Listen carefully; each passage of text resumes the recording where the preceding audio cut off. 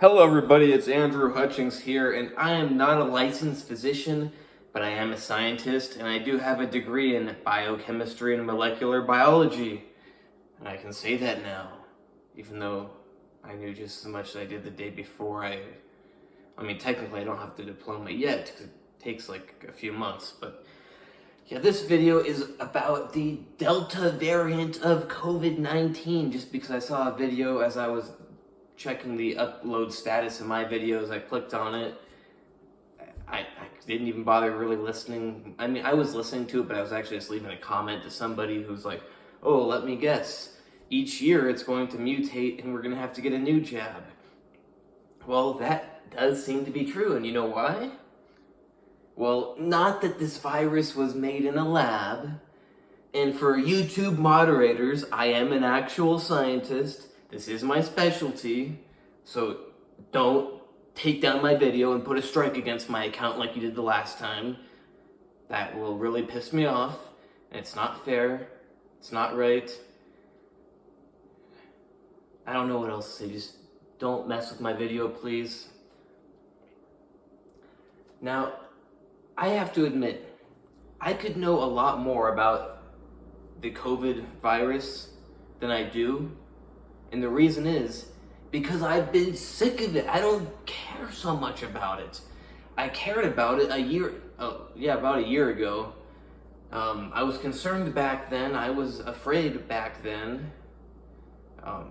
Ironically, even before, actually, I should just for safety reasons shouldn't say something. But yeah, up until a year ago, I was afraid of it. I was always learning about it, and then it was just like, come on. So much stuff happened.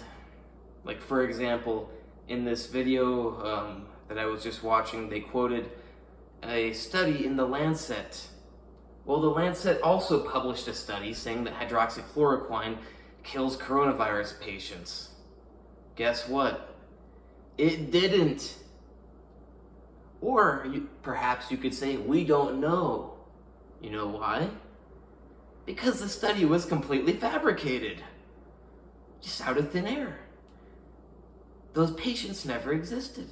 Or if they did exist, they never were treated. I don't remember exactly what the situation was. But there were never patients with COVID who were treated with hydroxychloroquine who died.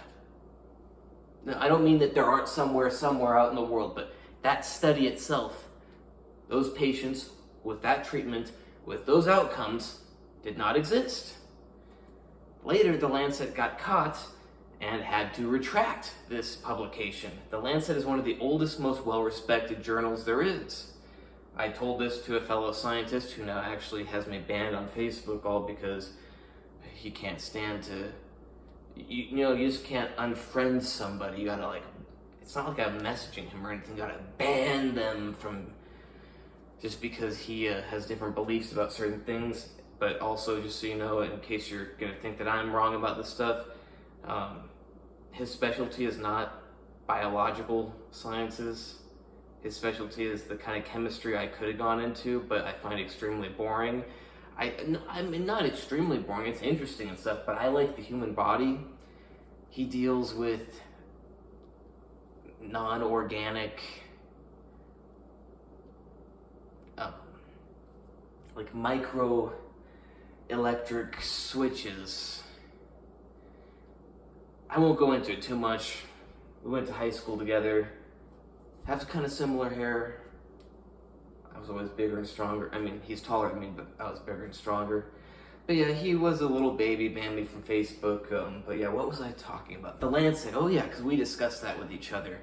And he could not believe that The Lancet, he was like, no, that couldn't happen.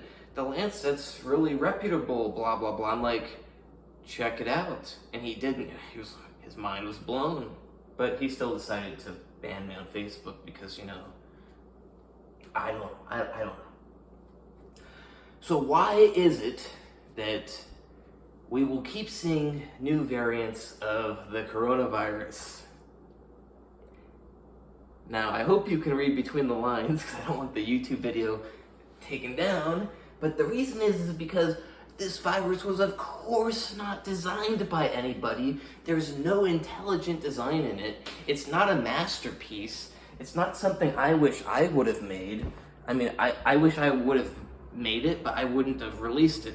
I mean, it's like you look at it and it's like, well, I really respect who designed it. I mean, I don't respect them if they designed it knowing that they're going to inflict damage across the world and change a lot of stuff, which I'm not going to get into, but purely on a scientific level, every aspect of this virus, except for one, is very respectable and intelligent. But of course, it wasn't made in a lab, so yeah, just all these things like this. Each aspect of it has like a 1 in 10 million chance of happening, and they all just happen to happen together. And yeah, you know, it made the most intelligent, non-intelligently created virus that there is. But on to why there's going to be new variants. And there are a couple reasons, but the main one is, my understanding, and I am once again a scientist with a degree in biochemistry and molecular biology. And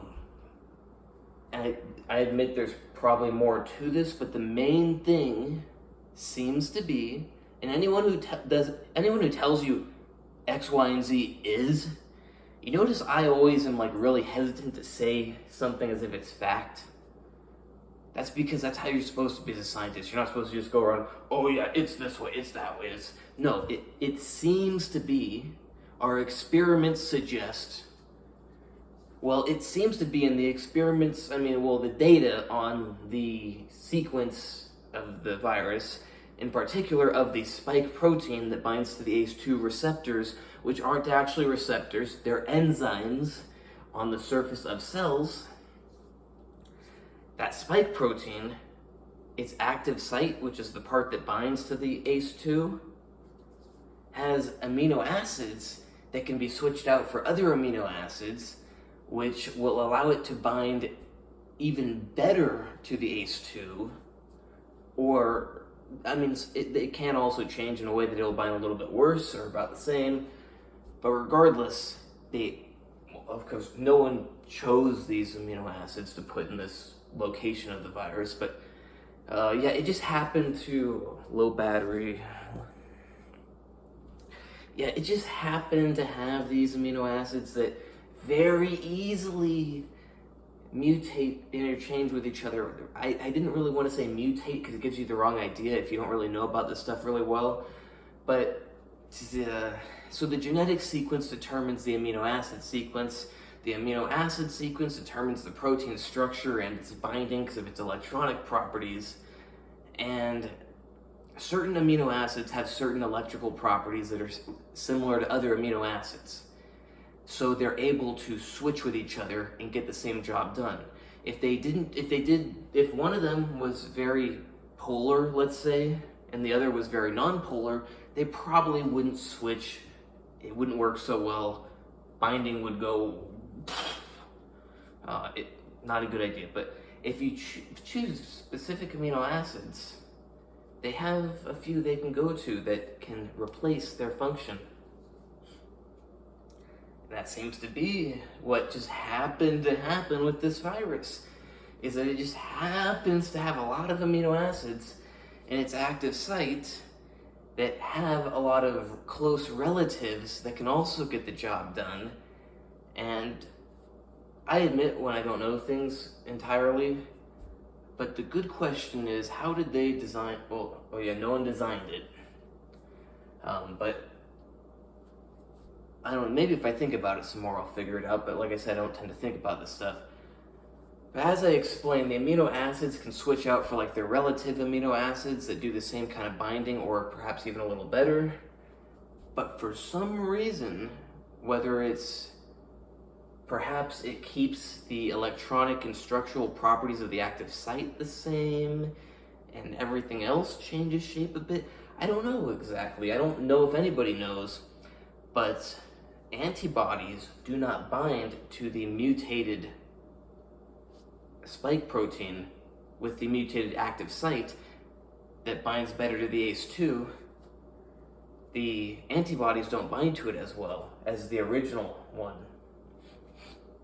So the issue that apparently nature solved is, how do you change a molecule so that it binds to one thing, it can change and it can still bind to that thing, it can change and it can bind even better to that thing, but each time it changes, it binds not as good to another thing. Now, it's not rocket science. I just literally haven't thought about it, and I already have some ideas right now just because I've been speaking about it. But considering I've only thought about it for about 15 seconds now, I'm not going to be saying them on camera. Or maybe I will. Hold on a little bit longer.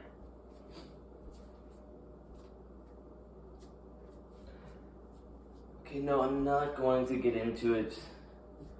Like, I have some ideas. They would sound very vague, because they are. It's not that they're vague, it's that they're kind of vague, and also